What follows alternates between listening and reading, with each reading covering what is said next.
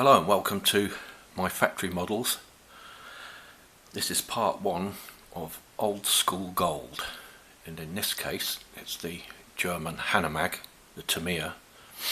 That's the Sdkfz 251-1 from 1973, the early 1970s, and it's one of those iconic kits that you've either built it or you wish you'd built it. That's my theory anyway. You know, if you haven't done already, it's like it, and also along with a couple of others from Tamiya, like the SAS Jeep in 135 or the Chieftain tank. You know, still great quality kits. You know, even now compared with some of the more recent manufacturers. You know, kits that are costing 3 times the amount of this one. I paid £12 for this, and it's in mint condition. I mean, obviously this thing's been reboxed a lot, but this is in mint condition, brand new, for £12.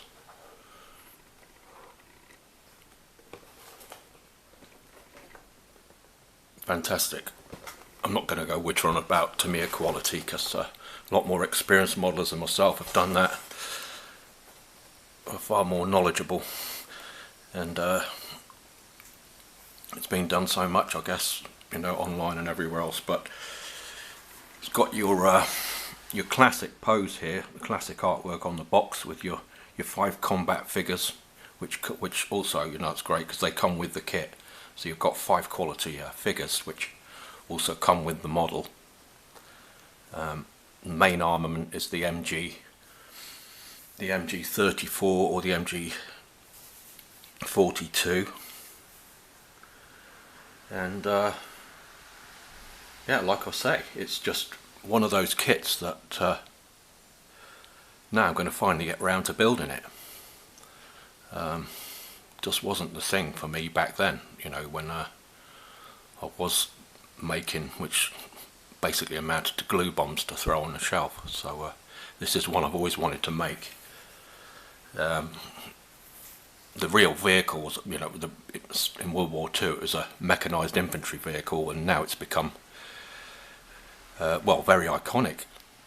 Even the poses of these figures on this artwork are now iconic, you know, as a piece of artwork. But the real vehicle, which I believe they built, Germany built over 15,000 of these mechanised infantry vehicles, and this slope apparently protected the soldiers inside much better than the Allied equivalents, or like I think ones like the M3 and others. But it's one of those strange functional shapes that's just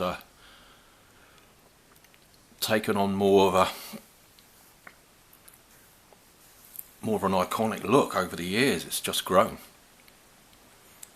Or I guess it's also one of, you know, another one of those things, you either love them or you hate them. But it does have a strange fascination about it. It's obviously very functional and it did its job. But that's just a little history. This is only part one of this. I'm going to do a bit of a basic sort of box opener on part 2 and have a look at the sprue gates and everything, and then the packaging and the instructions on the next video. Yeah, so basically there's the box, the great box art with your 5 iconic crew figures on there. So I will see you shortly on the next video, part 2 of Old School Gold for the HANOMAG Sdkfz 251 from Tamiya. Bye for now.